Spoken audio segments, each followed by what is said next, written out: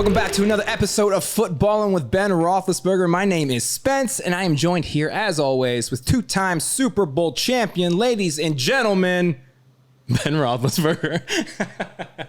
Spence. Yes, sir. Thanks for that intro. Yeah, It's been a while. It never gets old. I know. I felt myself like ramping up, and then I thought, this is a little unnecessary.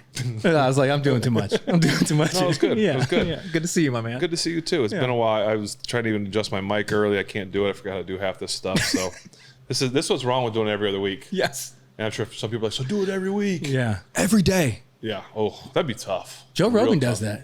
Yeah, but Joe Rogan's paid $200 some billion or something. Yeah, we're like super close to that, right? Super close. We're like super close. We have about the same amount of fans too. Yeah, for sure. Because there are, and that's what I'm most excited about is the millions watching live around the world right now. Yes.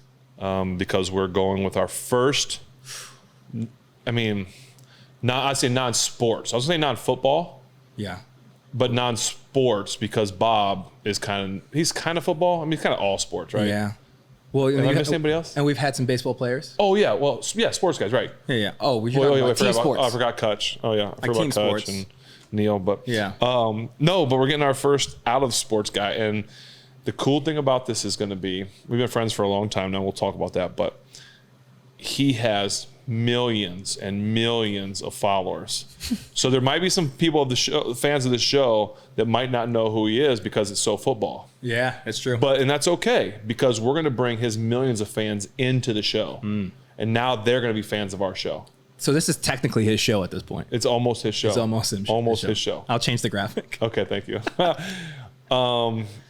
Everybody, I tried to build this up one time like this was like a big secret, and then someone in the comments told me, you tell us who it is before, like I try and say it like it's live, but when we post it tomorrow, the next day, it's going to say like hunting with Levi Morgan. So one of my dear friends, the GOAT, in terms of hunting, archery, everything outdoors, Levi Morgan. Levi, thank you for fresh, might I say, off of a tournament victory in Alabama. Yeah, Orange Beach, Alabama. Yes, sir. We're going to get into it because I knew he tells me about it. So we were texting this weekend because I was at a golf thing. And wait, hold on. Before we start with golf, made me think of something because this is going to get deep first, real quick. Yeah. I have to give a big shout out to my good friend and boy Charles Howell. Hey. Winner this week on the Live Tour down in Mexico. They were down there. His whole family was down there. We got to see them. You know how the family that comes on the green and stuff. So we know his son Chase is I think a year older than Benjamin. And his daughter is like 2 years older or whatever, but Ainsley. So and his wife and everybody, they're all out there. So we got to watch, and we taped it and got to watch it on TV. So anyway, big shout out to Charles. Awesome, congrats, big win. He won $4 million. Jeez. So I won almost that this weekend. Did you? Congrats, bud. No, nothing close to that. No, but here's the crazy thing: people want to talk about like the Live compared to PGA, and I'm not here to talk about one or the other. I feel like we should a little bit though. Well, here's what I'll say. He has won, I think, like 2 or 3 times on the PGA Tour, and I think, I'm gonna be a little bit off, but not crazy off. His total winnings on the not total winnings, his total like first place winnings because he's played for a long. He's played in 600 some events, so he's won a bunch of money. But like his tournaments that he's won, has totaled like $2.5 million on the PGA Tour. One tournament just hit 4. Yeah. And their team won another 750. I mean, it's just good for you, Mr. Howell. Good for you. It poses 100%. an interesting question because Benjamin was down here testing the mics for me when we were Was getting he really? Yeah. And dude, he was having conversations and I was like talking to him because if you guys don't know, you can talk to Ben's oldest son, Benjamin, like a full grown adult. And like his emotional intelligence is through the roof. Yep. And I was asking him about the Live Tour because y'all was watching it. And I popped over and it was on the TV. I was like, hey man, so what do you think about the Live Tour? Like, do you think it's better than the PGA? He's like, you know what? Honestly, I think it's good. I think it'll get better than the PGA Tour because it's just more fun to watch. I was like, he's like, I like that they can wear shorts. Is this kind of how I would want to go play golf? And I'm like, that's a very insightful, Benjamin. Very. That's very. So, and my question was follow up, and then we can continue to go. But I'm curious. I haven't got to ask you this yet. Obviously, the money behind the Live Tour is what is fueling everything. I was talking about it. The people jumping ship. Do you think if there is an influx of money that is able to be attained by these other football leagues, your XFL, USFL. Oh, okay. Do you think you're going to see a similar live-esque kind of gravitational pull to these big names from the league? I don't think the NFL will ever be anything but the top dog, because the PGA Tour was the top dog, but the PGA Tour is not making billions of dollars either, right? The NFL makes Roger and these guys make so much money. It'll always be the top dog. There's nothing. I don't care if these other countries or whatever pour hundreds and hundreds of millions of dollars into it. You're gonna have to pour billions and billions of dollars to try and get, because you're paying like these PGA the live guys. I think it's 48 guys on the live tour, something like that. And you're talking that's on one football team. Yeah. It won't. I don't think it can ever happen. And I'm not knocking the PGA, but here's another interesting thing. All of a sudden, there's been some more prize money on the PGA Tour. Where'd that come from, Ben? I don't know, and that's what I'm saying. I'm not knocking the PGA Tour because I love golf, and but it's just interesting. They finally got competition. Yeah, I hear you. Speaking of competition, there was none this week for my friend Levi Morgan. That's not true. What a segue, folks. Wasn't that what good? a segue. You would have thought we talked about I it. won that tournament once, and it was on the last arrow. So, Well, hey. Yeah. Hey. So back to the story. I'm golfing this weekend down in Florida. He sends me a picture on Thursday of him golfing.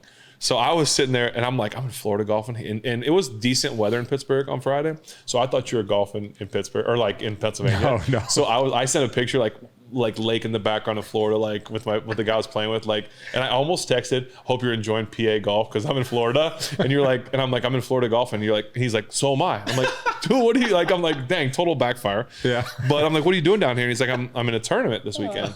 And I was like, oh, like, so am I. Like, let's like keep in touch. And so then it was, what was it, Saturday night? Yep. Did it go to Sunday, right? Saturday night was the finals. Okay, so Friday night we talked. When you texted me that you were, when I said it ain't gonna happen. So I wish I had the text, but what you hit me with like a 5 point or 4 points out of fifth place, or somehow. I was tied for 14th after Friday. And there's 3 days or 2 days. There's 2 days, so Okay. so you have 2 days of shooting for qualifications, and then they take the top 5 and go into the finals for, Saturday night. So top 5, go to the final. So he's on the outside looking in, and.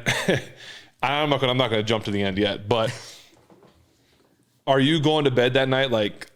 Just trying. Do all 14 places get like at least paid a little bit, or is it only the top? Like the PGA Tour, you got to make the cut. Yeah, in our world, man, you're not really getting paid unless you get the top 3. I mean, you get like maybe your travel money back. Okay. So like you don't really start making money until you get top 3 podium, and really the only person that gets paid is first. Yeah. So like. That's why I'm always swinging for the fence. It's like, don't blame me. yeah. So, no, I mean, First it's or last, man. Hey. that's right. Nothing wrong with silver. But this was 3D, indoor 3D for people that anybody that wasn't watching. It was actually the qualifications all shot outdoor. The finals are shot inside. Oh, really? Yeah. Is that to just make the element, like make it so it's all even? Yeah, it's just kind of like make sure the finals, there's like no rain, no wind, no cancellations, stuff like that. Because they have contracts with the television networks that it's going live to. So they just kind of control the elements with that. And...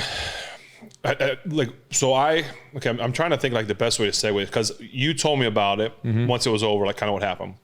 And obviously we just talked about who won. There's like no spoilers here, but still we came home and you showed me, it's on YouTube. You sent me the link. So I sat at home with my family and we watched it. Like he's like, go to this part of the show and you see him.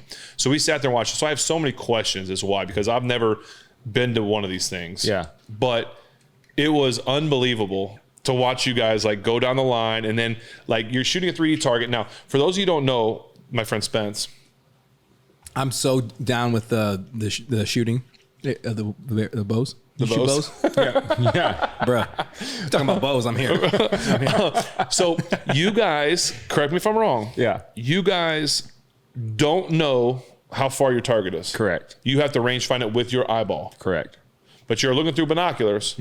Can you guys ever use a rangefinder binocular? No. They Somebody checked that? tried. Oh, they got them? They're no longer allowed back. Yeah, they like Played duct taped this weird contraption and like got away with it for like 3 tournaments. Really? Yeah, but then finally, Well, so I was 95% 95% sure that's the case. And so they show you guys, all you guys look through your binoculars though, to kind of pick your target, find the rings, right? Yeah. And so for those of you that don't know, they're shooting a 3D animal, like a target. It's a 3D animal, foam target. And inside of that, I know I'm talking to all you guys, all of Levi's millions of fans know all this already. I get it. I'm just showing the hunting world that I know what I'm talking about a little bit. And for those football fans and people that are out there that are watching this, that we're just trying to explain it. Inside on that target, there is a segment, a kill zone that is, where the vitals are of the animal. Correct. Said correctly, right? Yeah.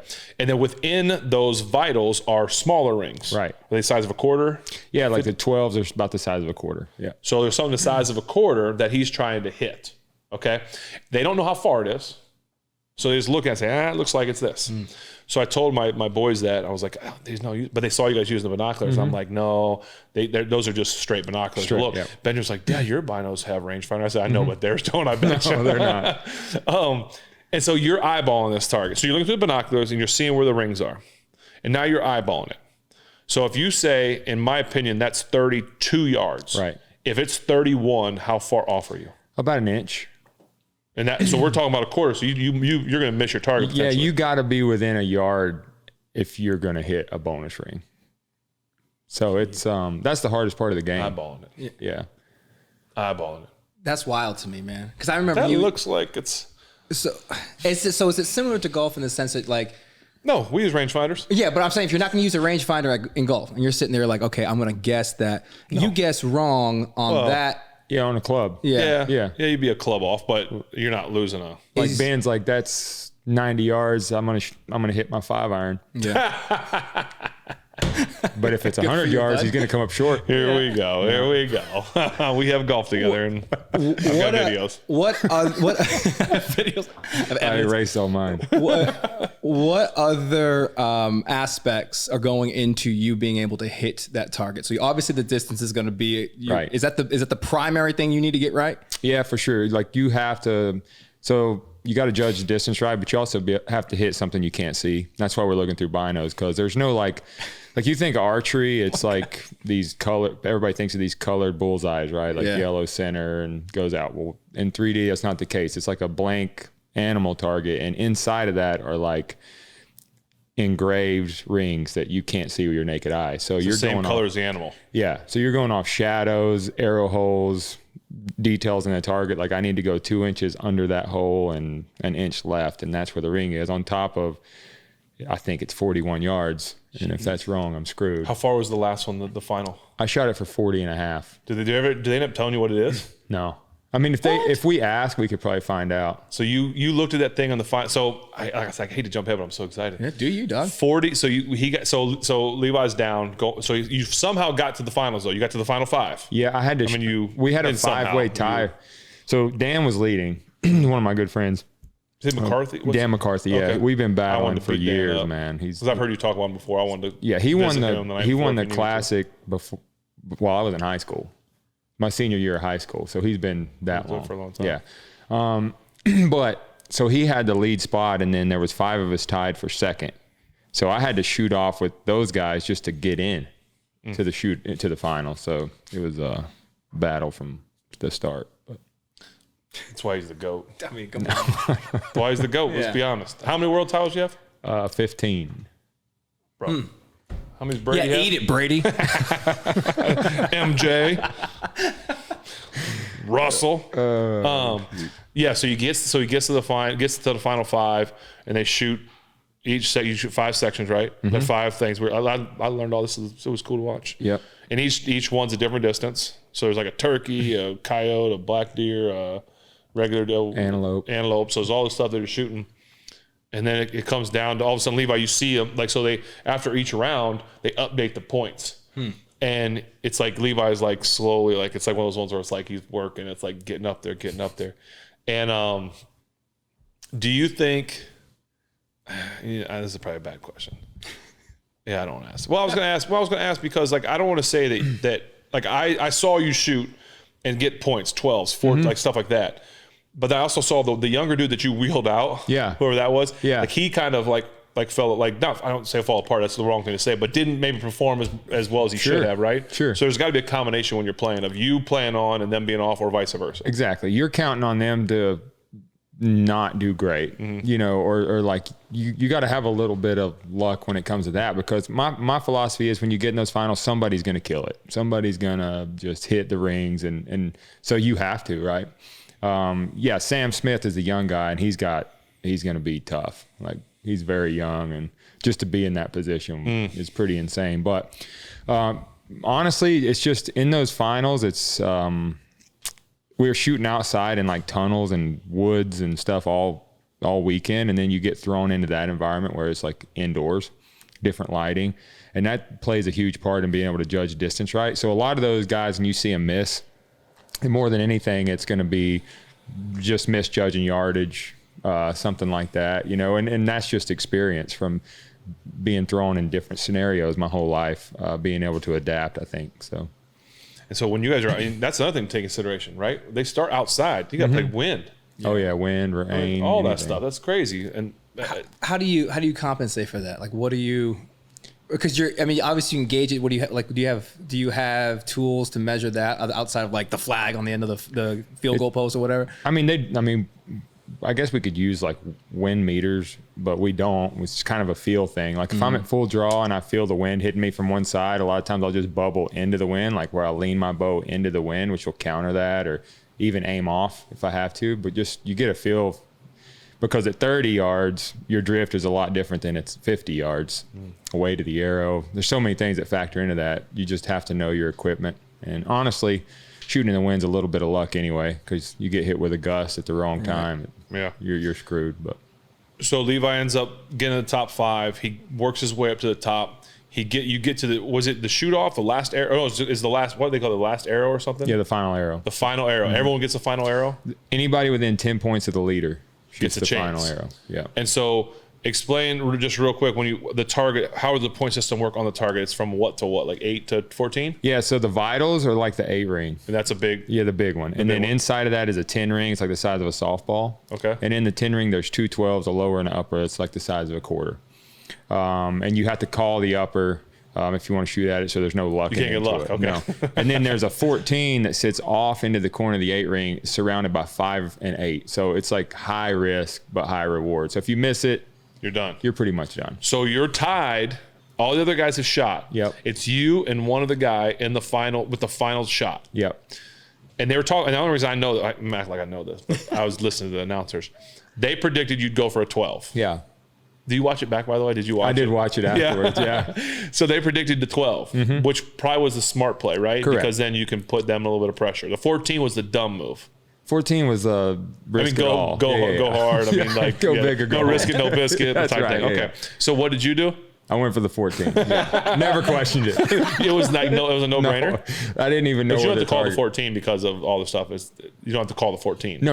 You don't have to. It's so far away from everything else. Yeah. You stepped up there and were like, I'm going 14. Yeah. No matter what. Yeah. Because I know Dan McCarthy. I'm not going to shoot a 12 and give him a chance to just win it outright. So if you would have went 12, you think he would have went 14? Oh, yeah. Yeah? Yeah. We've shot against each other for so long. I'm like, no way I'm giving him that chance. Yeah. That's awesome. Yeah. That's pretty darn cool. Is that standard for you? Like in those high pressure situations, there's no like, hey, let's play it out. Let's take something that's probably more probability. Does that have to do with how he's shooting? Like if they're not shooting, if no one else is shooting well, would you have gone less? Or you don't take that chance because it just takes one shot that a guy can make it? Yeah, if it's just, I've lost the classic one year on that last arrow, and I've lost a couple tournaments in my career from not being aggressive enough. And I guess there are situations where I'll play it out and not be completely stupid like I was the other night. But when you're behind that much, I was behind by 8 points going into those final 5. I had no choice to go for it. And people think the 8 point, because I thought that at first watching, like 8 points, like, well, that's not hard. But you got to realize that these guys are getting. Like they're not going for 8s. Like they're getting 10s, 12s, and 14s like every time. So if you're not, you're like tying. You're like catching up by 1 or 2. Yeah, I mean, if Dan's hitting bonus rings, I knew going into that. And Dan, he doesn't choke. He doesn't fold under pressure.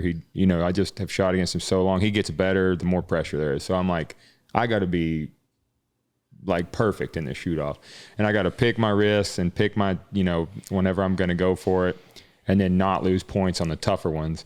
And it just worked out, and a lot of times it doesn't. But no, it was fun to watch, man. My kids were sitting there; they were so excited. They were like, "No, yeah, oh, that was so cool!" Like it was pretty fun. And Ashley was like, "I want Levi to be here right now so I can ask him." Like she has like, "I have so many questions." Yeah. And I'm like, "Well, now I'm going to ask him, and you can watch the show." It'd be perfect. But you had said you've been shooting against Dan since you were in high school. Well, he won the Classic in the year I graduated, so I've been shooting against him since 2006, my rookie year. Okay, so have you always like wanted to be a hunter, a shooter, one or the other, both? Yeah, since I was a little kid, man. I started competing in archery when I was 5, and my dad was a big hunter, and that's kind of why he started. And so ever since then, a competitive shooter, just hunter? He was for a little bit until I started winning, and then he just quit and started taking me around. So, Is that? Here comes here he Ladies comes. and gentlemen, You've asked for him. resident chef. You asked Chef for him. Evan. You asked for him. Oh, this looks delicious, Oh boy, Ev. we gonna lose anything here? Nope. You're good at This is cooking. cool. You're good I'll at take this. holding it out there. And Ben, today, by request of the people, yes. Oh, we do have a camera for this? a food cam. Now, this is in a bowl, so folks, it's going to be a little risky here, but I'm going to do the best I can to serve. Woo, look at that. That's what we're working with here today, folks. Thank you. Evan, Dang. Evan, Yes. what are we doing here? So we have a smoked gouda mac and cheese with wild boar pork belly on top. You ever killed a wild boar? Oh, yeah. Me, no. You didn't kill this guy? I did not. no. Levi, did you We kill can make that happen. Can we get him on a? We want to get him on a knife, like when they knife him. Absolutely. Grab him by the back legs and Okay. You feel good You about in? it? Yeah. I'm confident with the knife. We're gonna do it. Hey, That's the he greatest just tells response. it was great. That makes a lot of sense. Yes, right? I would hope so. Yeah, I would hope so. Yeah. What'd you say at culinary score? You had to do what? I just learned this tonight. You had to look across at the person on a night when you had to do knife cutting. Yeah, we had a table set up, and you had somebody across from you, and the chef instructor told you to look across the table and chop while you were looking at that person, so you weren't looking at your hands. no way. I know. Just so you could learn the motion, just in case. And you never cut yourself. No, not at that point. I have cut myself, but Well, thank you for then this. and there. Yeah, it looks You're welcome. awesome. Awesome. Thanks, Evan. Thank you. Dang. Oh boy. Oh boy. Okay. Mac No, and you don't get to eat. You have to tell stories. No. Okay, that's No, I'm fine. just What do you want to know? joking. No. I'm gonna Wild boar. wild boar. What is your, as we're diving into this, Levi, what is your go-to wild boar food preparation? You kill a wild boar, you're bringing back the meat. How are you preparing it? Honestly, man, it's going to be probably pork chops. A that lot right? of it, barbecue, stuff like that. I'd never get this fancy. No? I mean, I like mac and cheese, but it's normally more like the Kraft. Kraft. I knew you were gonna say Kraft. Yeah. I knew Kraft was coming. That's because you got so many kids. You got to cook Kraft. Velveeta for 'em. shell. It's or like whatever. fill it up with water and put it in the microwave. All right. So that's what you think. All right, we'll take a bite, and then I'd love to get your professional opinion on People, Evan. am I far enough away from the mic? Those 2 or 3 people that Oh, yeah. complained. Yeah. Am I far enough away? I'm chewing. 'Cause this is so good. I really don't care. Here, at this I'll point. turn you down. I'll mute. I'll turn this down. Ooh, that is good. What do we think there? We like it, Levi? I'm really hungry, but it's good. You're not hungry? No, I'm I'll really take that hungry. if that's That's so good. wild boar mac and cheese, folks. That's amazing. Yeah. Good. Evan strikes again. You Yeah. don't miss. That's amazing. That's something else you and Evan have in common. You don't miss. Look at that. Oh, I miss. I just shoot a lot of arrows. Eventually, one of them hits. That's my golf approach. Yeah, at some point in time, drop another ball. So your dad decides to stop because you're not competing and winning. And at this time, are you hunting as well? Are you hunting as well, or just tournaments? I was too young. I mean, I went with my dad a lot. I didn't really start being the actual hunter, or I would say successful at it until I was late, like probably like 10 or 11. So then I guess my question is, like, was it always I wanted to be a competitive shooter or a hunter? Like, which one came first, or do they just kind of like they coincide? So it's because how many funny. guys are like both? Are most guys both, or are some guys Most. strictly one of the like? Not the other, I guess, Yeah. a hunter, The but- overseas guys, a lot of them don't hunt. But most everybody here, I'd say over 90% are all probably started hunting. And then eventually was like, hey, I'm pretty good at this. Or somebody was like, hey, you're good at this. And they kind of went from there. But What is where do you feel most stress? Like you're on a hunt and you're trailing. You've been out there for a couple days because I know you and your brother have a show, right? Where you go to, and I love the footage on that. We'll talk about that. I would have been on the show, but they set me up on they give me a bad setup. But we'll talk about that later. Make him work for it. Right. And I've never been hunting. I love to eat, and I respect hunters because I love to eat. My family hunts. My uncles, my cousins out down in Florida, avid hunters. But I can't imagine the pressure of sitting there all day and finally you see the animal you've been waiting for. Like you really do just get the one shot. Right. Yeah. How does that pressure stack up against what you felt this weekend? Yeah, it's not. See, hunting for me has always like never been a whole lot of pressure. I get more pumped up hunting, probably more like excited because I don't really feel stress. In tournaments, that's 100% stress. Like because I have to be so perfect too, right? Yeah. Yeah, I mean, I have to be so perfect, and it's like I can miss hunting by an inch and still be successful. If I miss by an inch in tournaments, that's from first to fifth, sometimes. So, and it's just, I don't know, it's just a different feeling. But I'll tell you one thing, the stress of tournaments really make me probably a way better hunter because they make me deal with that situation where like your adrenaline's going. And because like in most sports, basketball, baseball, football, I grew up playing those sports, adrenaline, you use that, jump higher, run faster. In archery, it's like your worst enemy. Like when your heart starts beating fast, your palms get sweaty, and everything starts you start freaking out. It's like the worst case scenario, How do you combat that? That's what I was about to It's all right here. Yeah. Yeah, just practice. Like, I've read something. So you have a podcast on the line. Yep. That you do with a non-relative with the same last name, Andy Morgan. Yeah. Same name. But I listened to it actually, and there's some really cool things that I've heard you talk about that I've actually practiced. Yeah. Like, and I've been in a tree and in a blind when that animal walks in, and you can tell yourself for 2 hours, 3 hours, whatever it is. Okay, when it walks in, just take your easy breathing. But as soon as it walks in, it's going to make your heart race. Oh yeah. And there's nothing you can do about it. No. You just have to it's just practice, right? Like just know okay, I'm going to go through the motions. Think like is that what you would tell an amateur kind of hunter that gets those nerves and those jitters? Like what's the thought? What's the move? Yeah, it's not trying not to get nervous because that's what I did early on in my career. Is like I'm not going to get nervous this time. And then when you get nervous, it's automatically a negative thing in your mind because you're like, crap, I'm nervous.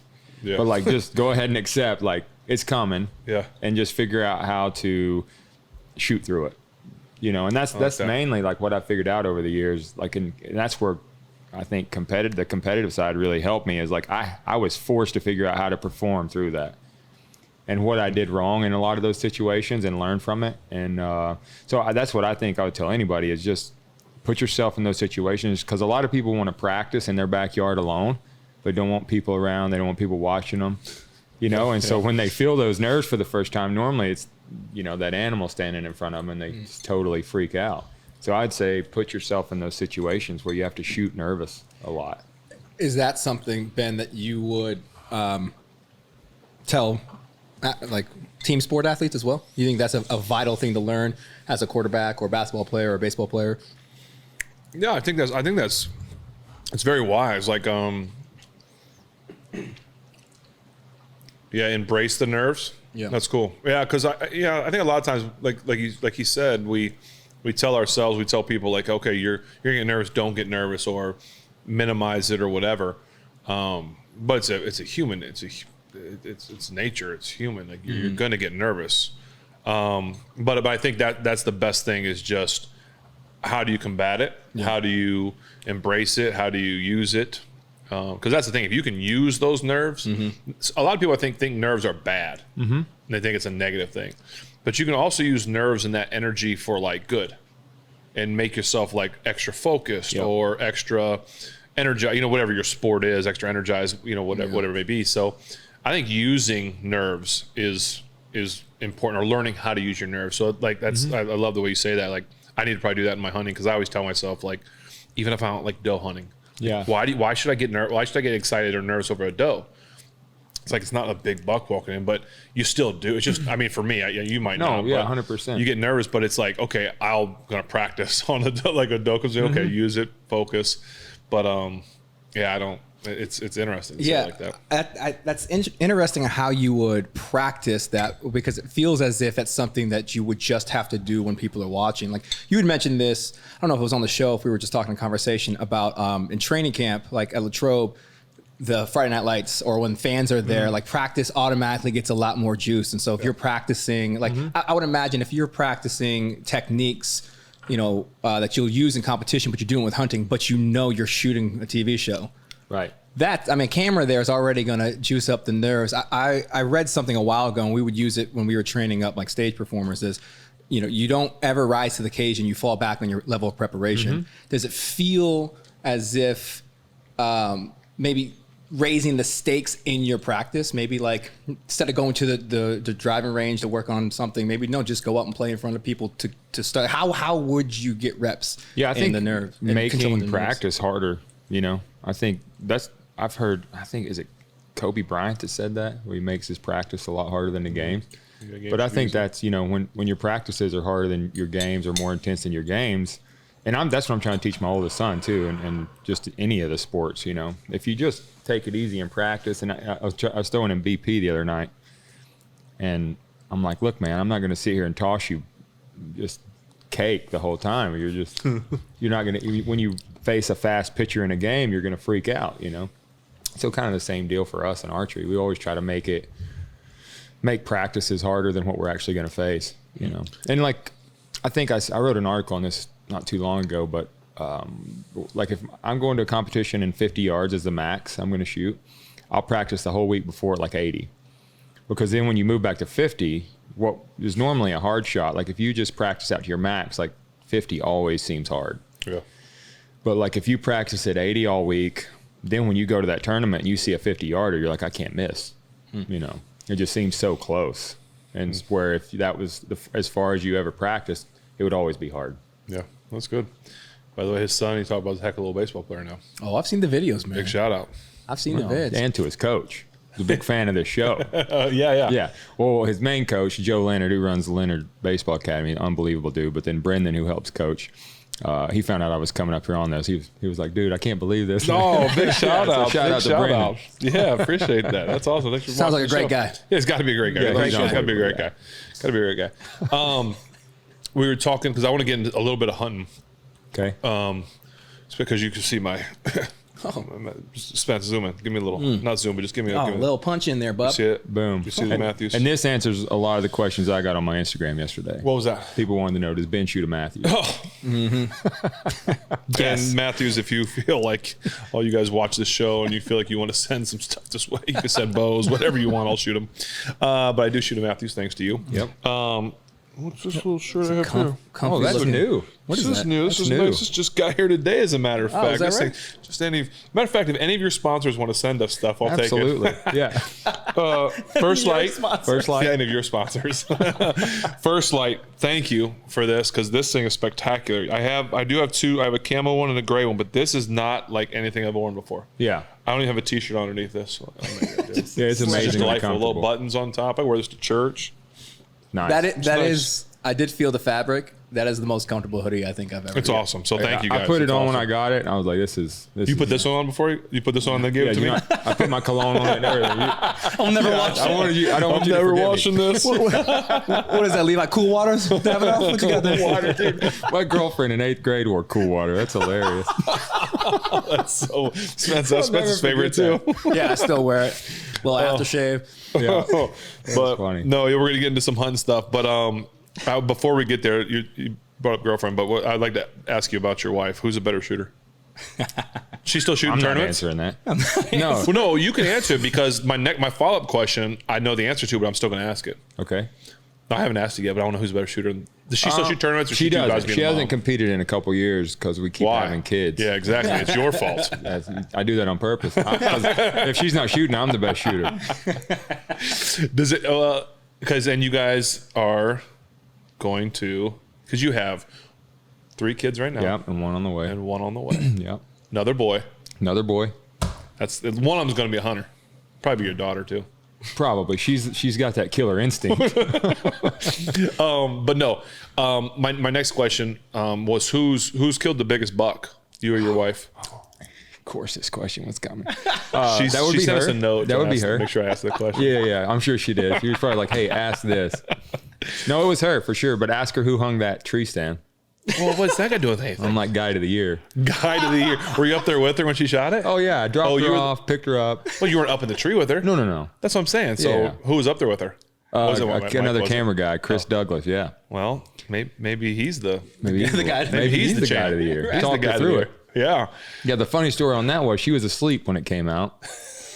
Called me, told me to come pick her up. I was like, "Hey, it's November 14th, like best day of the year. Maybe you should sit a little longer." She's like, "No, I'm over it. Come get me." Come pulling up to the gate. She calls me. "I just shot a giant." I was like, fell asleep, 10 o'clock in the morning. The buck wakes her up running in, Oh my goodness. chasing it down. I don't have that luck, so. So you've got luck. I mean, it's skill, but you have luck too. Levi takes me on a hunt. Yeah. Going to Mississippi. Okay. I go down to Mississippi. He's like, I got this place down there. I want you to come hunt. And anybody that listens to his show knows about the place down there because you guys talk about it all the time. Because Andy's a member there too, or hunts down there too. So like, go down to Mississippi hunt. I'm like, oh, cool. Like, of course. Like, why wouldn't I? Go down here. He shows me the deer he kills down there, the deer that are on cameras. I'm like, yes. He's like, I'm gonna get his brother Micah, who does almost all your filming with you, Which is amazing. By He's the way, awesome. Micah, Yeah. Micah, Micah you're the Morgan, man. check it out. Mike, you're the man. Except for this story. So he's with me, and we're gonna go hunting, and they got me in a couple stands. We're going down there, all excited. Now there's rules down there because of where they're hunting, because the deer is so there's some big deer, but they're like younger deer. Okay. Like when I say younger deer, like 2 and 3 year old deer, make some of our big bucks up here look like miniature deer. Like they're monsters. Okay. So the rules are like you can't shoot anything under like 5 years old, like all these different rules. So I'm watching these bucks walk in that are just absolute giants, the biggest deer I've ever seen. And it's like, nope, not big enough. Micah's like, Ben, can't do it. Can't do it, Ben. Can't do it. I'm like, just keeps it. I'm like, I hate you. And so Levi is out also hunting. Like he's on another part of the property. And I think it was the first night. Probably. Maybe. Yeah. First night, I'm coming walking in. I'm like, hey, it was a good night. Like, we'll see what happens. I'm up. I walk up to the lodge, and he's sitting up there with a buck. I got this little guy. I got this little guy here in the back of the Ranger. I'm like, what in the world? And so he's the only one that was huge. It's huge. A monster. It was a good deer. one. Yeah. It was the only deer killed. I didn't kill a thing.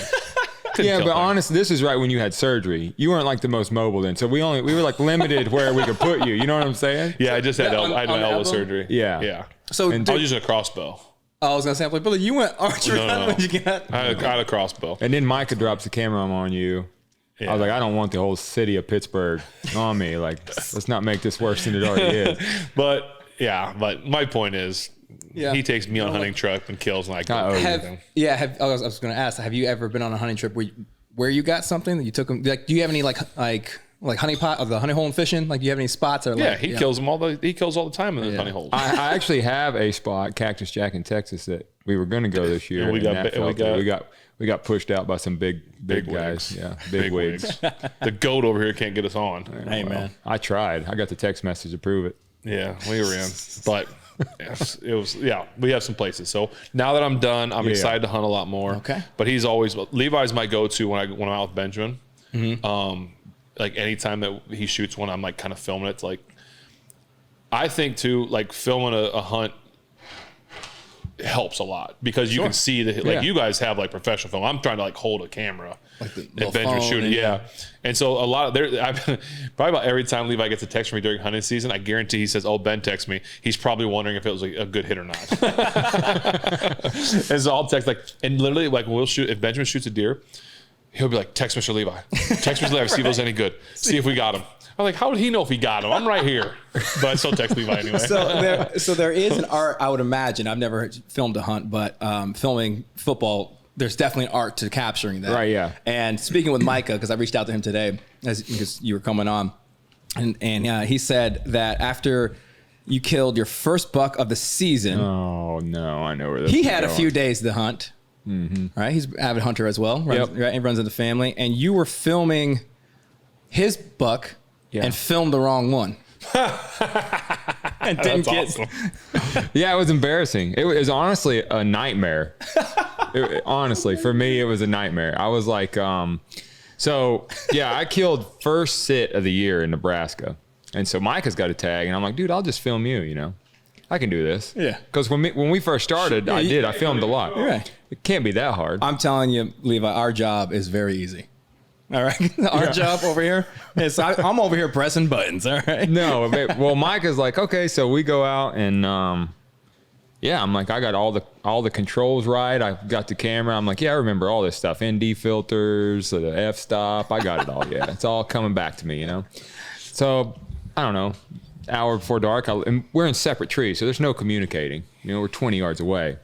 Micah points. He's like, he's coming. And I'm like, oh yeah, I got this. You know. So I see it. It's the buck we've been after all week. I'm like, oh yeah, that's him. So I don't even look around it. So I'm just rolling on the one deer coming in, crystal clear. Beautiful footage, by the way, of the wrong buck. I mean, it was like National Geographic looking stuff. But then Micah stops. And I'm like, it's any second. Arrow goes through the screen. I'm like, what? Deer runs off. I was like, you missed. What do you know? You suck. He's over there fist pumping. I'm like, dude, you missed by like 20 yards, you know? And he's like, no, he points. And I look, and there's another deer laying over there with an arrow sticking out of it. Oh, my God. And at that point, I was like, oh, no. So did he shoot the wrong deer, or did you film the wrong deer? No, he shot a bigger one. He shot a the new big buck. One. Oh, new one you never saw. We so you're on the one you were expecting him to shoot. Yes, the one we went in there after. Oh, my God. And I was like, there was two? He's like, there were five. I was like, man, I only saw the one, I swear. So, yeah, it was, I think it's still going to make the show because it's pretty funny. But, yeah, I'm not much of a camera guy. Yeah, my heart would sink if I was shooting something. I look over, I'm like, dude, you missed. And it's over there. And it's even better. It was a nightmare. It was a nightmare. Yeah. That's so like my dad always said, never be good at anything you don't want to do. So, Yep. Yeah. That's good advice. Well, that's really good advice. Yeah. You had talked about, you said nightmare. And so I have a couple just quick questions, quick hitter answers. But what was your, and this is going to be a twofold. Okay. Because I think I know the answer to one. Your scariest hunt. And then your scariest hunt. Your deadliest hunt. Deadly. In terms of, here's what I'm going to ask this question. You're scariest in terms of nothing happened to you. Okay. And you're out and you're just like scared of maybe an animal, like something like that. And then when were you most scared hunting? Okay. So there's like 3 or 4 different ones that come to mind, but probably the scariest moment, like that nothing ever happened to me, was when I was on a Dall sheep hunt in Northwest Territories. And it was me and a field producer named Hunter Phelps, and we got dropped off by the helicopters. And so we're camped out down. Oh, hold that. More hold food that. coming. Hold the thought. Hold that thought. I'm not done with this, by the way. I'll finish that after I get done talking. What do we have here? Would you look at that? Oh, look at those. Would you look chicken at- legs? Frog leg. Frog legs. I knew what that was when I saw it. I'm from the South. I figured I would just throw it out Levi there. knew exactly what was coming. man. Look at that, folks. All right. Frog legs. Did you Frog Did you legs. get these frogs yourself? I did not. You didn't go gigging frogs? I did not. I've never been. Okay, so what do we have? A frog leg. Yeah, and there's a red pepper remoulade, little dipping sauce there. The carrots and the celery are suggestive. If you want them, you can have them. If not, Whatever. you got to make it look nice. That's true. beautiful. Thanks, Evan. Yeah. That's Thank awesome. you. You eaten frog legs before? Oh, yeah. How do you normally eat them? Fry them, just Fried. straight up? Yeah. Always fried. Yeah. Do you like frog legs? I love them, yeah. Yeah. Tastes like chicken. I told you they taste like chicken. I've had them one time Yeah. before. I was telling him we went gigging frogs. He's like, "What's that?" I said, "Well, we go in a canoe and shine a light on them, have a little triton." And Oh, yeah. That sounds like a lot of fun. I is feel like fun. I'd be about that life. It is fun. I've never more had- laid back than like actual hunting. I feel like, Yeah. and I know you don't have much respect, and you can correct my language here, but from what I've gathered of your stance on duck hunting, you don't have. I feel like I would be a great duck hunter as well. I'm really Well, good at sitting. Respect and just like interest, I guess. I don't Okay, have a whole lot all of right, interest. yeah. Yeah. know what? They all look the same. You know. ducks. Yeah, I feel like you shoot one duck, you've shot them all. You know? That's a good point. Like, oh, that duck looks just like the last 100 I shot. The logic's airtight, brother. I hear you. I like the odds of duck hunting. For sure. The buckshot, right? You have a dog there. It's not buckshot. What do you educate me? Birdshot. That's what I said. What did you think? What do you think I said? Buck? No. Oh, buck. did you say birdshot? Yeah, my bad. No, I know nothing. I will get Hunter. everything wrong. I wear camo for fashion. I like it. Not function. That's really hot. Yeah. Like really hot. So I'm Anyway. gonna let mine cool off. Yeah, and then we're me gonna talk about it. So you're Doll sheep hunting. Yeah, doll sheep hunting. So I'm Dropped in off. Northwest Territories where there is no season on grizzly bears. There's no hunting season on them. So they're everywhere and they're hungry. And so, but when you're hunting like a different species, like you never really think about bear that much, or I don't at least. I guess some people would. So we're camping on this river system and the sheep are way up in the cliff. So, and when you hunt Northwest Territories, you can't hunt within 12 hours of flying. So we get dropped off in the chopper and we have to wait for 12 hours. Why? So you don't spot them and So you can't use the whatever you're in to hunt the animals. So we're waiting. So the next morning we get up, move down, find the sheep in the cliffs. So we're going to make a stalk on them. And my guide, who is also one of my friends, Ryan Harder, he's like, dude, you know what you're doing. I'm going to stay back. And he's got the rifle. So the only weapon I have is a bow.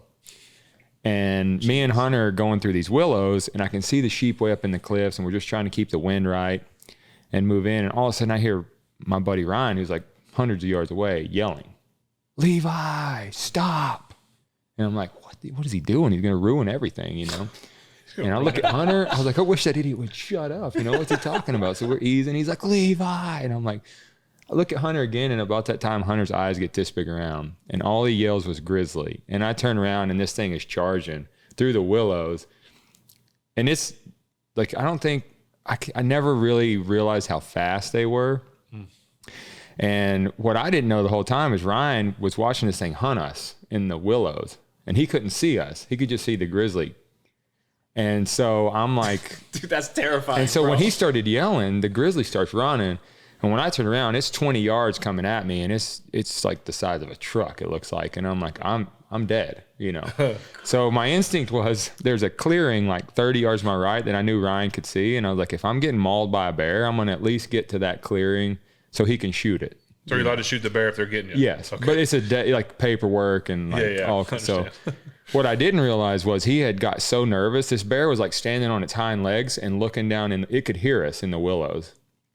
And it would stand on its hind legs and drop and then get closer and stand up again. And he got so nervous, he had short stroked a rifle and snapped a shell on this bear. He tried to shoot it and just got so nervous that he didn't completely put the shell in. Click, and it fell, and that's when he yelled last time. But when I turned to run and I got to this clearing, I could feel that thing crawling on my back any second. Like it was like it was the weirdest feeling, like a rush of adrenaline. But it was like in the scary movies where your upper body's going way faster than your lower body, so you're just falling the whole way. And I get to the clearing and turn around, Hunter's nowhere to be found. So I'm like, he's dead. Yeah, you for should be sure. faster and slow he's as like that, this right? big. Yeah, exactly. And so a few minutes later, he comes up out of there. Camera's broke. His hat's on sideways. And he just looks at me and goes, well, I know where we stand, man. Like, he just totally left me in there.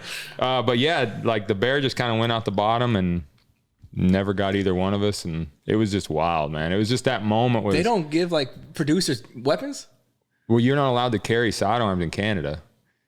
And so I'd have to carry a rifle and a bow. And I'm like, I'm not doing that, you know. Crazy, right? That was wild. Crazy. So, yeah, it was wild. And so we were so sick, like to our stomachs, that we just went back to camp and spent the whole night around a campfire, like regrouping. And then I went out the next day and killed the sheep. But So when you go out that next day, what are your mentals like? Because you're going in the same spot Same you spot, probably yeah. just ran from. yeah, You're the like- sheep were up a little higher in the cliffs the next Yeah. day, but same general area. And it's loaded with grizzlies, right? So now we're all on edge. Like you don't sleep. Like Yeah. that night I did not sleep. Like we're in a tent. I'm just waiting on something, you know. And it's like, So in the morning, you going out? Are you like, because you're filming for the show? right. How are you doing that? Like, how are you like consciously making that decision to go back out? Yeah, I mean, you just got no choice. The helicopter ain't coming back to get you anyway, so you can get eaten in your tent, or you can get eaten out there trying to kill a sheep. I mean, whatever you want to do. So Your we were options, you check out. You know, what I'm saying? like, we're out here alone either way, so let's go hunting, right? So, yeah, we went back out the next day and got it done and got out of there. So, Spence. That is wild. Let's let Let's let Levi dive into some of those things. Yeah. Can we do a beer? We can do a beer. Forgot all about that. Let's do a beer. We can do a beer. We forgot about the beer on our show. I know we forgot about the beer on our show. Yeah. We'll let Levi catch up on his mac and cheese and then do some of that. Yeah. We'll try a beer. Levi has graced us not just with his presence tonight on the show. Yes. He's going to stay for dinner because he drove a little bit to get here. And then Tuesday nights. Yep. Which is tonight. Which is for those tonight. watching. Oh, yeah. Because it's not live. Even though the millions watching live around the world. We have a little men's league basketball pickup for like 38 and over guys. Yeah. And so, what are you, 38? How old are you? We'll say I'm 38 tonight. How does it sound? You're 38, but 35. I was gonna say you're way younger than that. Okay. But anyway, so we play pickup. Smoke everybody. Oh, yeah. I go in, hold my lower back, and like complaining You'll about body be the only pain. one, trust me. Okay, good. So we have a little pickup basketball game that we play. So I've invited Levi. He has graciously said yes to basketball tonight. So because of that, because he's not a professional athlete like myself, can have a beer, can go play. He's a little concerned. Yeah, I get because it. he's afraid.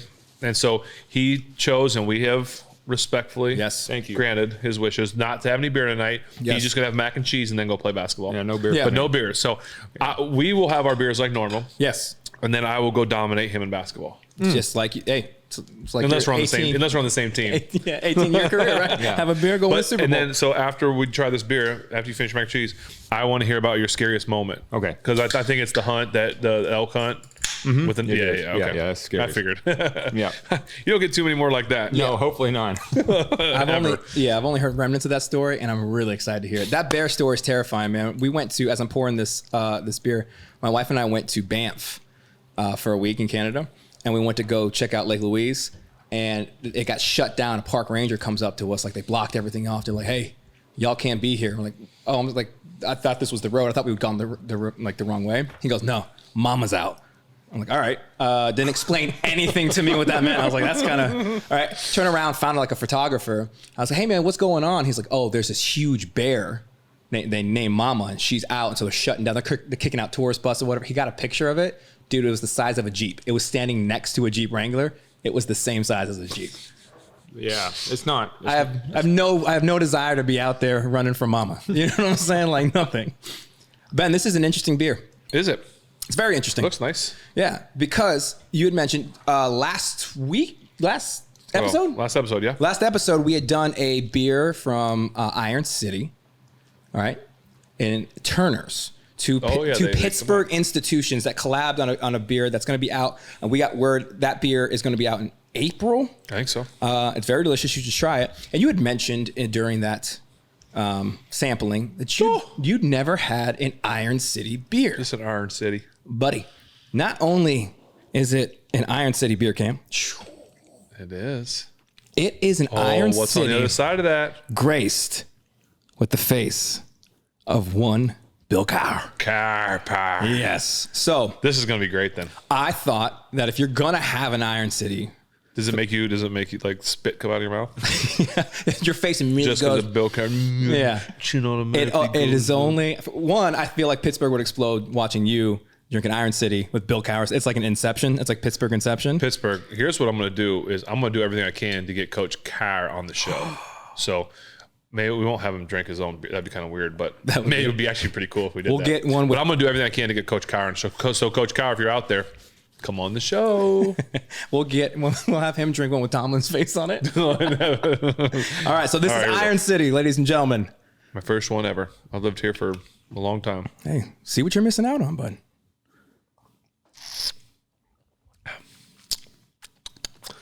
Now, is that Iron City Light? Or No, is that that's the full throttle, bud. That is Iron City. Premium lager. That's Iron Heavy. It is heavy.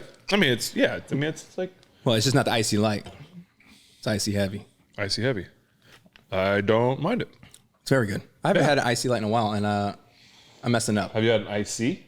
An icy, I guess not. I'm so used to saying icy light. An icy, yes. But I don't think everybody calls it icy though, right? It's icy light in Iron City. I don't know the lingo. Me either. I don't mind It's delicious though. it. Yeah, I don't mind it. Very drinkable. Oh yeah, I could drink these. Mm-hmm. No problem. I do think Bill Cowher makes it taste better. Cow power. Cowher. Coach Cowher, come on. We want you. We need you on the show. The fans are demanding For the people. to get you on the show. And we give the people what they want on this show. That's true. That is very true. How are the frog legs? They're gone. They hopped away. They were great. We're also going to add corny jokes to this our Buddy, show. Did you try one yet? Have you ever had one? I've never had a frog leg. Seriously? Ever. Never. Oh man, you go down south, there's baskets. Like you get them Yeah, in no, baskets. I'm from Florida, but you got to go north to get south in Florida. You That's know what I true. mean? Yeah, maybe not that south. But people in Florida, man, we eat some weird stuff. But here we go. That's all in the mic. People are going to be so mad at you. People already hate me on this show. It's fine. I'll just chew into it. You know who doesn't hate you? These two guys. yeah, That's all that matters. not at all. Thanks, bub. That's delicious. It's good, isn't it? That's very good. Tastes like It's chicken. Yeah. I'm a fan. Yeah. It's an 8. The mac and cheese was unbelievable. The mac and cheese, different level. Yeah. Very good. Yeah, that was good. Very good. But you, You have a little theme see what we're doing tonight for you? A little outdoor like it, theme? yeah. I appreciate that. Might do one more too. A lot of, really? Maybe. Never know. I don't know how you're going to make a dessert out of animals, but I'm interested. You are staying for dinner too. that's Dinner true. might be interesting too. Oh, if yeah, anyone yeah. can figure that out, it'd be Evan. No, I appreciate the thought. Yeah, of course. We try really and do that around here. Evan does a great job of coming up with the menu, and he tries to do either kind of where you're from, Right? or like what you do. Okay. Right. So like for Neil Walker is a Pittsburgh guy, but also baseball. So we do nachos with him? Like baseball themed, like ballpark type stuff. We did pierogies. Pierogies. Ooh. But last week we had Alex Highsmith, who's from North Carolina. So we already did we couldn't do back to back Carolina. No, right. And we did what was the name of that drink? Cheerwine barbecue. Do you know what cheerwine is? Cheerwine The drink barbecue cheerwine? Oh. I know the drink cheerwine and I know Okay. barbecue, but I never He had. made a barbecue sauce out of cheerwine. Oh. Yeah, it was amazing. Of course. I bet that was good. Short rib, yeah. And didn't someone, by the way, it was a rib, right? It was a short rib. It was I don't forget what it was. a short but rib. somebody commented that like I saw It was, like, the wrong I rib. read the comments like for like the first couple of days just to get a pulse of things. Because after a while you just can't read comments. Right, Because yeah. people are But somebody like corrected Evan on like it's not a short rib. What are you talking about? Dude, you know what we should do? What are you talking You know how about? like the celebrities read mean tweets? Oh, yeah? Just we should start just doing have we should have a segment called Receipts where we go find these people and we just like Evan shows up and cooks, does a cook off. Yeah. It's like, that's the wrong rib. Oh, really? And Evan just shows up and like cooks. I feel like if you read those things, people would still think that that's like they're like popular. Like, oh, they Yeah. read my mean tweet and he made fun of me, but still It's the they talk internet, about man. me. The internet's They not can real. say whatever they want. Whatever they want. But anyway, so we did that. We did ribs. He did shrimp and grits. Oh, I love shrimp. Yeah, Dude, all they were homemade, amazing. not boxed. All homemade. It was very good. With what else? We had one other thing. Dude, it's I don't know. so, but North Carolina made me think. I was just thinking. Yeah. it wasn't that far. Like, Removed? yeah, I can't think of it, but it was I all can't even really remember good. what the pork, pimento cheese. Dude, pimento. that was cheese, phenomenal. Pulled pork Slider. So there's a pulled pork slider with pimento cheese on it. Phenomenal. You like pimento cheese? I love pimento cheese, but I Okay. never had it on a Pulled pork. Yeah, Yeah. it's really good. Spectacular. Okay. I want to hear your scariest moment. All right. The fan. I mean, a lot of people might know it, but let's hear the scary moment.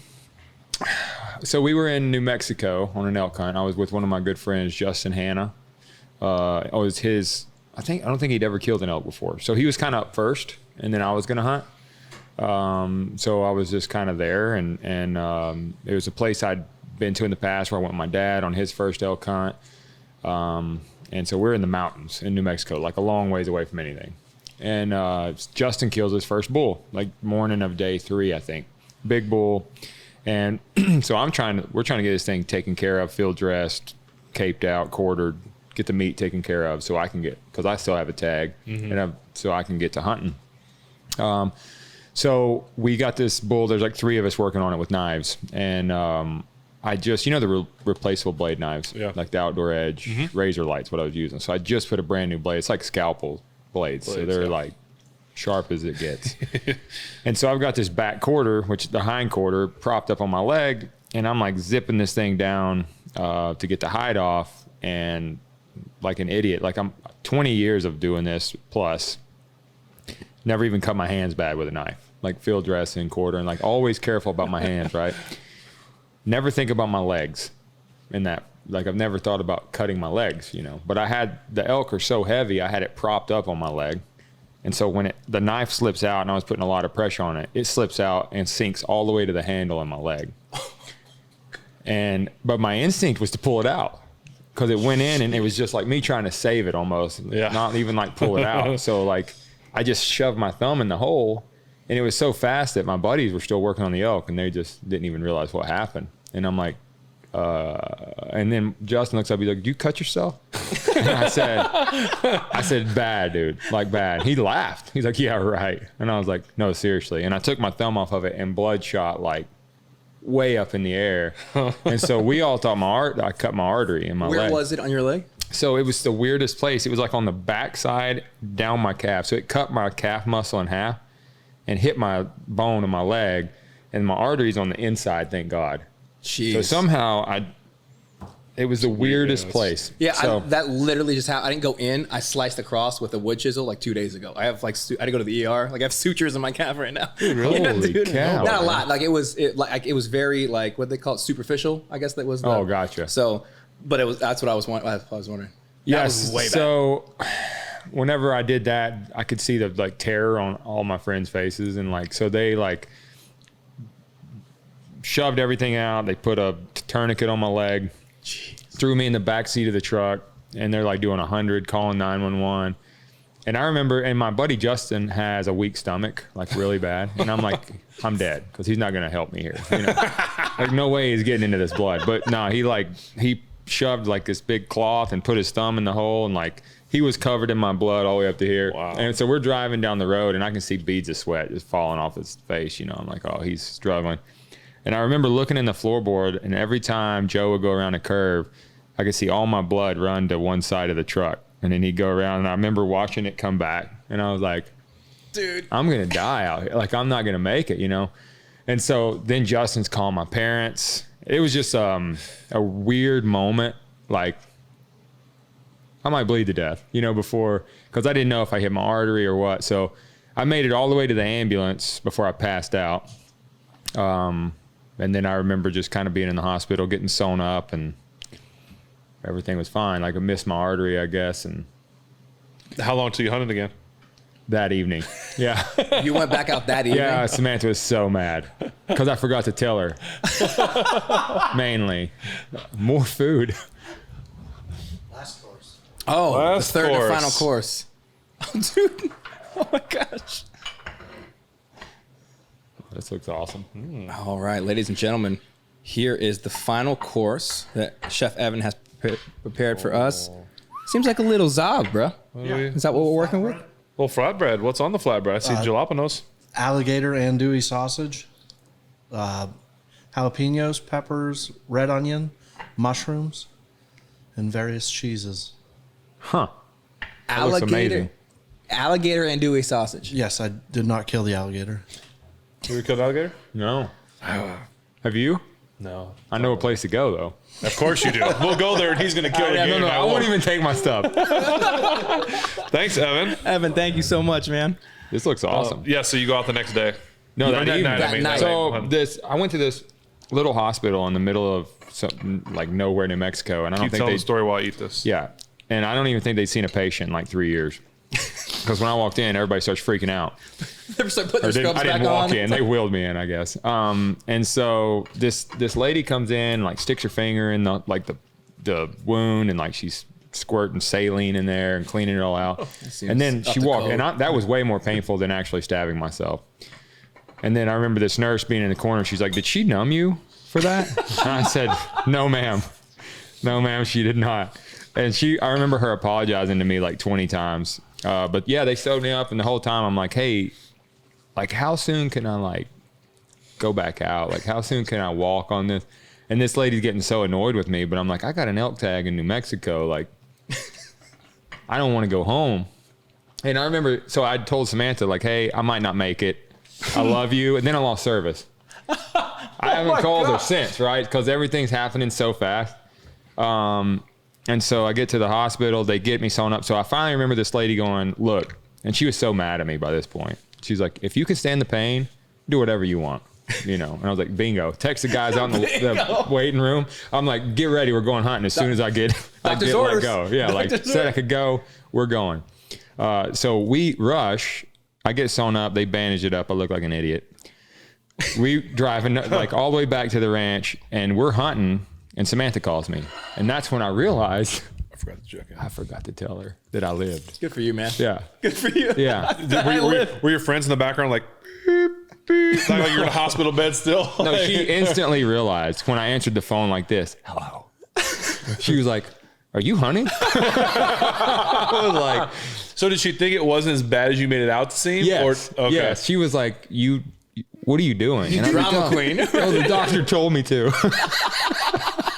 You're going to help my circulation. Yeah. So, but I survived that. I didn't know if I was going to survive when I got home, but You said we made it. I killed an elk the next morning too. I forgot to tell her that I lived.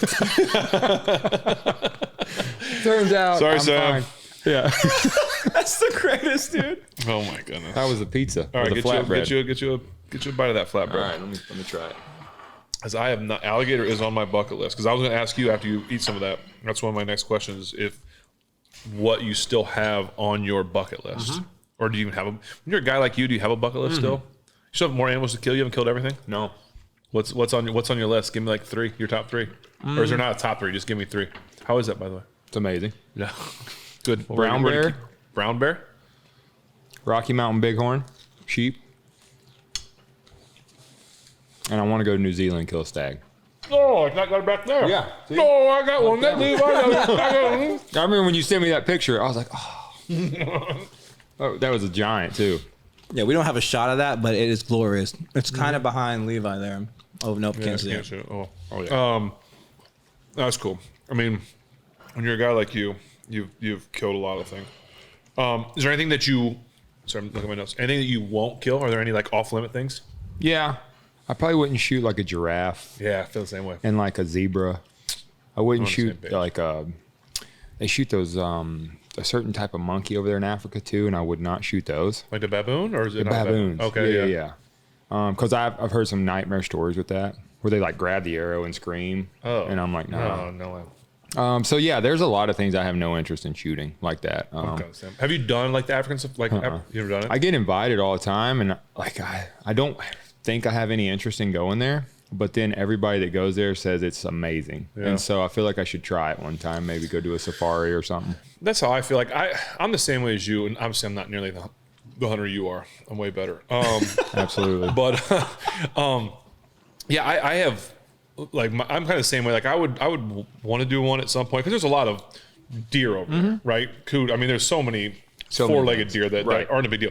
I'm like you though. I don't have any interest in like a rhino, an elephant, a giraffe, a zebra, a lion, a cheetah. It's just not my thing. But you can go over there and still have a heck of a hunt. Oh yeah. And get Impala, water buffalo, kudu, all that stuff. sable, So all those things, right? I'm kind of the same way when it comes to those things. Yeah, some things I've just watched my whole life and just, I don't know, just a personal thing, I think, Like I don't look at people and be like, I can't believe you did that. But at the same time, I'm like, I don't like to shoot things just because. Yeah, that makes sense. So, Do you only bow hunt? I grew up rifle hunting with my dad, but I haven't rifle hunted. The last thing I shot with a rifle was a doll sheep in Alaska. But I would, Yeah. I have a sponsorship with Loophole, and I think I might do a couple rifle hunts this year. Are they as fun for you as bow hunts? No, He's it's just killing things at distance with his bow that most of us kill with rifles. Yeah, it's wild. Like it's- I feel as if I were to hunt, I would love to do it. Like I want to learn it with a bow, Right, yeah, Because yeah. I feel like there's a level of. I have the utmost respect for hunters because I feel like the people who do it respectfully, like as you're talking about hunting, I know Ben has shared the stories. I love the culture. I love the community that surrounds it. But I feel like there is something when you go take something's life to provide food for your family. Like there's something innately like primitive about that. For sure. Or like, and I think if you eat meat, you should have to go do that. I agree with you 100%. You know what I mean? So, Yeah. but I think it's a lot easier to pull a trigger than to go do that, just like hunt it down with the bow. So bow hunting is so much more intimate, right? You're like Right. in that animal's environment. Or with a rifle, you can be hundreds of yards away and just, it's kind of like I see it, but I don't feel anything, right? I'm just pulling a trigger. with a bow, you literally can see the thing blinking and like hear it breathing sometimes, you know? And so, and it is like, it's heavy at times. You're taking a life, you know? And so that's what I'm trying to teach my like Landon when we hunt. And I started him with like crossbow, bow, because I want him to understand what hunting really is before he just goes like, I don't want him to become this, it's all about killing stuff. Let's just, you know? And so, and then what's the coolest thing is to watch him when he killed his first buck with a bow. And then we cooked it. And he was so proud of that, you know, like he fed the family, you know, and it was kind of cool just to see the pride he took in that, you know, and I agree. It's, does he get excited every time? Like if we have like burgers, yeah, and it's like, hey, you know, this is your steak, or like, this is from even your when it's not, we're like, this is yours. Benjamin, if you're watching this, we're just joking. He's like, whose buck is this? And I'm like, yours, of course. Every time. Man, that thing is like went a long way. We've been eating that thing for 2 years. My buck's way better than your buck, Dad. Trust me, your way better. Let's get another beer. Oh, we can do that. Because he's been doing all the talking. He's got to eat something. I'm gonna eat this. Have you tried the pizza yet? What? Have you tried? I did try buying it. It was amazing. Yeah. Well, Give there more. I got this We one have known here each other for for a you. long time. This is actually sent by some fans. They send a letter. Oh, thank you. If you want to go ahead and read that, there's a nice little photo. Ben and Spence. Yeah. That's us. Look at A us. picture of a picture of us together. Well, that's a Steeler. That's a Steeler room there. Mm-hmm. Wow, that's a heck of a room. So that's their like sports cave. It has a lot of Steeler stuff on there. Holy smoke. That's got a lot of memorabilia. That's cool. They have more Steeler stuff than you do. 100%. Yeah. Jeff, Brenda, Zach, Gino, and Bailey. They sent this in and say where they're from on there. I didn't get a chance. Virginia Beach. Ah, yes. So Hampton Roads area of Virginia, commonly known as the 757. Home Mike Tomlin, Bruce Smith, Allen Iverson, Cam Chancellor, Ryan Zimmerman, David Wright, Dre Block. And another one. And it keeps going. Yes. And then they start getting into rappers. Missy Elliott, Pharrell, and others. Oh, yeah. Pharrell does a music festival there. Yeah, the Mighty Dream? No, it's Something's in the Water. Something in the Water. I think Isn't that a Carrie Underwood song? Is it? I only got one for you to try, but luckily you're the professional mini beer tasting mugs. And this is a beer drinking show. Yeah, so it's called the Mighty Dream, and Thank you, Jeff. It is Zach, from Gino, Bailey. Smart Mouth Brewing Company, and it's the Futurist Light Beer, 4.5%. Super dope artwork on the. It's my thing though. It's okay. This is a professional production, guys. Super dope. What is that? I don't know. Jungle. It looks like a jungle. Is there an animal there? So Waiting for us to get. Futurist Light Beer is what it said. I don't know. Okay, what is it? Maybe like a little lager. Huh. Oh. Is that a Pilsner? Is it? See, people don't know this, that Ben has developed his taste buds from rigorous IPA tastings that Pilsners taste like water to him now. Yeah, all that stuff. Just IPAs. Just. Do you like IPAs? I do. Do you like them more now than when we started this show? 100%. I didn't. Really? It's not that I didn't like them, but I didn't really like them. Did you not like? I don't want to say understand them, but did you not like know what to pick out of them? It's like, oh, all of them are just hoppy and it's bitter. It was just so hoppy, right? If you go from drinking light beer, like domestic light beers, yeah, and then all of a sudden you go to drinking something like that that's that hoppy and that flavorful, yeah, it's different. 100%. Like it's different. But now, like when I go places, like I was just down in Florida, I said, can I get a local IPA every time? Mm-hmm. You know, it's just because I want to try the local stuff right, to support local breweries and whatever. But yeah, like I asked for an IPA because there's so much more, like the intricacies, the flavor, I like the hoppiness of it. Like it's awesome. I was gonna say, what stands out in IPAs to you now? Because you have, are you looking like the hoppier the better? You know how people get into like hot wings, they're like the hotter the better. Yeah, I don't necessarily think it has to be hoppier. Yeah, because sometimes I think hoppy can make you kind of be like, ooh, that was hoppy. Like, ooh, it makes you think about the hoppy and not the flavor. Sure. So I enjoy like right away, okay, East Coast, West Coast, am I tasting the pine? Am I tasting the citrus? Like what's going on? And you can if I gave you a blind taste test, you could tell me which one's East Coast, West Coast. Could you name the hops? Could you be like, oh, that's Simcoe, Mosaic? No, absolutely not. Okay. That's way too advanced. I don't know, dude. I think you could. I think I'm saying about telling you what kind of hops it is. That's what I mean. I might be able to tell you if it's East Coast or West Coast. You could definitely do that. But I think, honestly, if we could have somebody be like, hey, yo, that joint right there that you say is pine is Mosaic. Or, yeah. and so, I guess like, if you broke it down, like if we had a professional on here, that could break that down for us. Because you know what you're tasting, you just don't know what that thing is. It's like when a wine's oaked. After you know that's what that flavor is, you can't not undo it. Yeah, I'll give you that. So basically, what you're saying is at this stage in the game, you're a professional IPA taster. It's so bad. I just almost said the complete wrong word. Complete wrong word, and it would not have been a good word for this show. Yeah, we're gonna have. Well, luckily you edited it before I had to, and we say the wrong word almost always. On this show. It's kind of our thing. What was the word I was looking for? Connoisseur? No. What's the word that we learned? Alchemist? Alchemist. I almost said the other A word that is opposite of what we believe in. No. Like that, I came in my head. I'm like, wait, that's not it. That's something like, this is new. Yeah. You're like, I'll tune in next week to see how that happens. You got to change your heart. Anyway, that was definitely not what was thought of in my mind. I knew it was something that started with alchemist. That's what I'm an alchemist. I think the funnier thing is watching it happen in your mind and then you explaining it. That was just. So how would you rate this? I liked it. Obviously, it's not an IPA. No. But it's pretty good. It is good. I like it. Again, I could drink plenty of those, but it had good flavor and that was perfect. But a couple of those.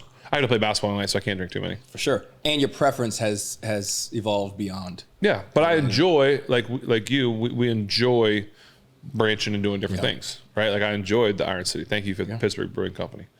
So, no, I didn't mind that at all. I thank you so much to you guys, Jeff, Brenda, Zach, Gino, and Bailey. Awesome, big fans. Appreciate you very much. Cool. I was going to ask a couple more questions, hunting questions. As you're looking, do you? Okay. Go ahead. No, go. Was that hunt you went on, that Doll Sheep with the grizzly? Was that the toughest hunt you've ever been on? No. What's the toughest hunt? So the toughest is in like conditions would probably be, I went to on a muskox hunt in Cambridge Bay and it was like 40 below and we went with the Inuits up there. And so I was pulled around on a sled in 40 below and we camped in it for 4 days. Wasn't really, the hunt itself wasn't tough. It was just that cold and like not being able to get away from it. With a bow. How are you drawing your bow? It was wild. So, but like, that was probably like the most miserable I've ever been. But the toughest hunt, I would say, when me and Micah went on my first sheep hunt in the Yukon, and we did a 14-day horseback hunt in the Yukon, and got hit with a blizzard on day 5. Jeez. And so we horsebacked in like 26 miles, and we took enough food for 5 days because the plane was going to drop us food in after that, so we didn't have to carry so much on the horses. Mm-hmm.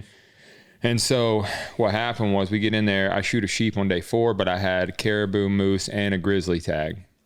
And so I was staying for 14 days. And I don't care if I stab myself in the leg. That was actually day 4, the blizzard hit. So I shot the sheep and we're like 4 hours from the tents and we're like caping this thing out. And so I shot it like 10 o'clock at night, but it didn't get dark there till like 11:30 then because the hours up there are so crazy.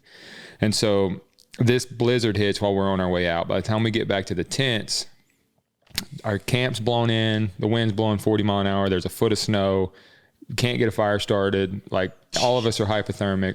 Like, so we crawl in our sleeping bags. I was like stripped down. I was like, that's it. I'm just crawling in my sleeping bag. And Micah was like, he was the stronger one of us for once there. Like, cause he like checks out. I don't. No, I meant mentally, not meant mentally. Like, I feel like I'm always talking him off the edge. Like, it's okay, get it together, we'll be fine. But that night he like brought me a plate of food and like made me crawl out of my sleeping bag and eat it. But the next morning we woke up and we're like, this is not good. We need to get back to, we had passed this little trapper's cabin like a day before riding. And like, we need to get back there and try to get like our stuff dry because all of our stuff was soaked. And so we broke into this, sorry for whoever's cabin this was we broke into, but we broke into this trapper's cabin in the middle of the Yukon. And I was 26 years old and I was the oldest guy there. So it was, Micah was 21, our wrangler was 16, and then the head guide was 26. And that was it. So we broke into this cabin and it snowed for 5 days straight. And we ran out of food the first day. And the plane couldn't fly because of the blizzard. So we ate my sheep for 4.5 days. And, but luckily we had this cabin and we had a little wood stove and we just kept building fires and just surviving out there. But it was just tough, man. And then I remember that day that the snow stopped and we heard that plane coming. I can still remember that orange trash bag falling out of that plane with food in it. We sat around that had like Snicker bars, like a full meatloaf, dude. We were like, just there is a God. He has a plan for us all. It was so awesome, man. But yeah, that was a really brutal 14 days. No showers, no anything, no service. And so, what do you do?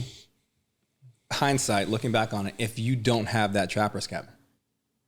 Like if we that ride out. Okay. Yeah. You have to we were going to ride out. Okay. Like, we were miserable. No food. We would have died. Yeah. You couldn't get tents up, the wind and blizzard. It was just, and like the next morning I woke up, my boots were solid ice, froze solid. Like we didn't have anything, and it's like 25 degrees. And so like, we got to get back to that cabin. My goodness. Have you ever seen, this is directed to both of you guys, that show Alone? Yeah. Do you think you could win that? No. What would get you?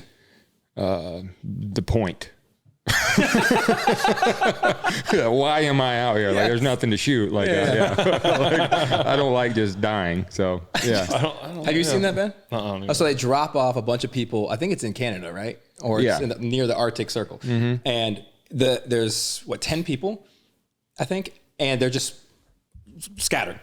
And whoever stays out there the longest wins, like, I don't know, $250,000 or something. Yeah. And you get like you get to bring like a bag with, you get a weapon, something and you just have to build shelter and survive. Yeah. But it starts in the like maybe late summer through the fall into the winter. Are they out there for like months? Oh yeah. One guy I remember, one at Hobo Jordo is his thing on Instagram. It's like 70 some days. Yeah. They're like out there. Do you think you could do that if you had to? If I had to, I would try. I feel like I could survive, but it would not. I would never go on that show. Yeah. Right. So do you think, and as a like a video person, I'm always amazed at these survival shows of the camera people. And so when I found out that that's what Micah did, I just bombarded. I felt so bad the first time we met because I just bombarded him with questions because I'm like, that's the crazy. What you're doing is gnarly anyway. And I think the only way to make it more gnarly is to carry an entire like film crew with you and do that. And I think about that with the survival shows. Is there any point in time that filming what you're doing becomes like a detriment to what it is that you're doing? Yeah, I think it definitely has. Especially having my little brother be the guy that's doing it because, a lot of these adventure hunts, mountain hunts, the dangerous hunts like grizzly hunts and all that stuff, I would normally just be worried about me surviving, but when your little brother's there and he's as accident prone as Micah is, it's like, now I'm worried more about him and like making sure. So it like became, and I fired him from mountain hunts for a while. Like I was like, no more, dude, because I feel like we were about to airlift him every time. Like he fell off a cliff on a mountain lion hunt. He on that Yukon hunt, he dislocated his knee. He broke his arm on my mountain goat hunt in northern British Columbia. Like it was like back to back every time we went. We're hauling him out in a helicopter or something. It's like, dude, I just need to worry about me. Yeah. But since then, he's kind of grown up. Yeah. Stopped getting hurt so much. Well, I always blows my mind on hunting shows, and I always said I would never let this happen. But I guess if it was my livelihood, it would. Like, it's so funny when you guys are at full draw or ready to shoot, and the cameraman is like, no. Like, I'm like, no, yes. Like, this may not happen again, and I'm ready to go. You need to figure it out. Like, that would, like, they're literally, the cameraman will tell the guy, no, I don't have it. And the guy, like, lets down, and I'm letting it fly. Like, I'm saying, you know what? I'm going to miss the shot. Like, we'll miss the camera shot. Right, yeah. I'm getting this handle. Like, that, that always makes me laugh and shake my head on hunting shows when the camera guy tells the hunter no. Yeah. Because you have the shot. You know, for years I was the same way. Like when you start hunting and there's no camera, like it's so hard for you to like understand that part of it. And for years I would shoot and be like, "Did you get that?" It was never like any communication there until we really started. Like Micah was like taking pride in the production quality, and we understood like to tell the story, a lot of things need to happen for people to really be able to be into it and see. And so at that point, certain animals, certain situations, I'm still that way. Like if it's the last day, if it's the animal of a lifetime, you know, those situations, I'm like, he knows, like, don't even say anything. Do your best. We kind of communicate that now, but like if we're on a hunt and it's just kind of a whitetail hunt, like we're trying to tell the best story we can, which is hunting's kind of evolved for me too, that way. Like I love that part of it, you know, telling the story, bringing other people in, letting them feel like they're there, that kind of thing. But yeah, Are you able to, when you're filming for the show, are you able to separate the purpose of going out for a hunt? I guess when you're not filming would just be to get the animal, as opposed to making a TV show. Yeah, it's never been, so I've never let it get to that point for me where like the show added any stress or pressure. Everybody's always asked me like, are you just shooting an animal just because to make a show, you know? And I've never been that way. Never let it get to that point. If they took the show away tomorrow, took social media away tomorrow, I'm still going to do what I want to do and hunt, and nothing changes about what I'm going to do tomorrow. Maybe just how much money I made or like my job would change. But as far as the hunt goes, it's never really changed anything. It's honestly made it better because I spend so much time with my brother. Yeah. And we hunt together so much and get to spend a ton of time together, which is what hunting's all about anyway. So yeah, that is some of the best times. Like I think I told you this year I was up in the blind with Benjamin and Bodie. And Benjamin shot that buck this year. That the really one you were after, right? The one I was after. Go ahead. No, you can shoot it. Okay, thanks, Dad. And he shot that, and we saw it go down because he put a real good shot on it. We saw it go down, and so we knew, you know, which is there's not a better feeling, right? Like when you see it, and you don't have to wonder. Even if you put a good shot on, you see it go in the woods. There's always that little bit of something. Saw that deer drop, and when him and his little brother like jumped on Benjamin. Bodie jumped on Benjamin, was like hugging him, and we're in a blind, and they're all three of us like hugging. Like it was one of those ones like, man, I wish we had a camera on us to see it, just to not for any other reason, just to watch, but to tell someone else about this. But it was just so I'll never forget how happy Bodie was for Benjamin. Yeah, Benjamin was obviously through the moon anyway. Right, but Bodie was truly, genuinely happy for him, and they were hugging me, and all three of us were like excited and whatever, and it's just such an amazing feeling to go out there and to spend that time with our kids, and obviously going and doing it with our friends too. But you're not usually in a blind with your friends. You're going back to the lodge at night and talking about camaraderie, right? Right. But like some of my best memories are growing up hunting with my dad, you know, and then it's like my brother for a job, and then my kids, and like there's so many distractions now when you're home with school and sports and everything. It's like that's the one time where there's just you and them, and there's no distractions. Whether you kill anything or get anything or not, like you get to have conversations with your kids, right? And you get to hear what they're thinking, where sometimes they wouldn't tell you in other situations. Like Landon really opens up to me when we're just hunting, you know, and so it's it's a really special thing, like father, son, brother, whatever it is, you know, just those undistracted moments. So we one of our conversations this year was bad words. We had a bad word conversation. Like, what words have you heard? What do you know? What do you think you know? We did that whole one, and it was listen, this is you're old enough now. You're becoming a young man. We can talk about this. Yeah. And and I said, but here's the thing: is like when we have these conversations, I'm going to tell you words. We're going to talk about them, but they stay in this blind. We don't take them outside this blind. As soon as we got home, hey Mom, Dad and I had a conversation about bad words. Oh, perfect. No more hunting. Like, what are we doing, bud? I thought it was something luckily it was all good, but still, it was As soon as I heard you guys had a conversation about bad words. Well, we did. I just wanted to talk about it. Man, we got to have a conversation about something else next time. I know that one's whatever. I think we can wrap this thing up. It's been fun. We gotta have dinner and whatever. Well, but you guys gotta I do limber up want for to. basketball, I know so, yeah. we got a little bit of time, but tell us about the show. Like what's the name of it? Where is it at? What time? When do we watch it? Yeah, I so know what it is, but tell everybody else. We have a television show on the Outdoor Channel, Bow Life. My brother is the main producer. We've been doing it for years. It's on 5 times a week now. I'm not even sure of our times. I think Wednesday night, Thursday night. I think it's Wednesday or Thursday night, 7:30. One of those 2 nights. It's our main airing, but we air 5 times a week. You can just search it on there. But yes, 52 weeks now. We're year round. So Awesome. yeah, nonstop. Very cool. Thanks for having me on. No, Seriously. yeah. Is there anything else you want to talk about before we leave? We always want to give our guests like any sponsors we need to talk about. No, like that we besides Matthews, we can thank Matthews, Schwacker. That's your company. I guess it doesn't matter. It's anyway. Well, this is Well, not this is. First, I work with a lot of great companies. Yeah. And so We appreciate all meaning Spence and I appreciate all you guys do. yeah, I got to get Spencer. Yeah. We Furnace hoodie. here at Football and appreciate all of Levi Morgan sponsors. Yes, Yeah. we do. So Yes, we do. yeah, and I wanted to say this. Micah gave me that lens right there. Did he really? Yeah, Good man. for him. Yeah, so thank you, Micah, man.